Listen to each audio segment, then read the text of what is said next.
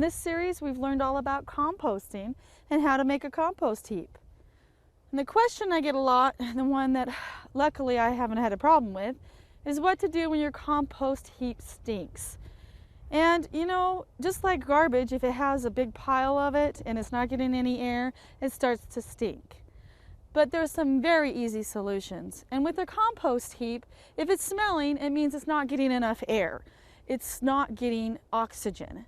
And an easy trick is to just mix some dried leaves, sawdust, or anything that's really airy, even newspapers, in with your pile. Crumple them up.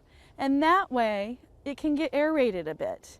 And never add anything to your compost pile that's going to decompose that really stinks, like meat or anything that is a milk product, because it's dangerous to add that to your compost pile. You don't want to do it, and it's probably going to make it stink in time. So just mixing it up with a pitchfork, adding sawdust, and adding anything organic that's brown. So if it stinks, you need more brown material.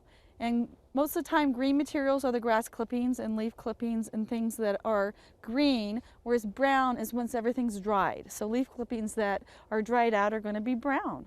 If you add just a little bit of brown material, your compost heap should not smell anymore.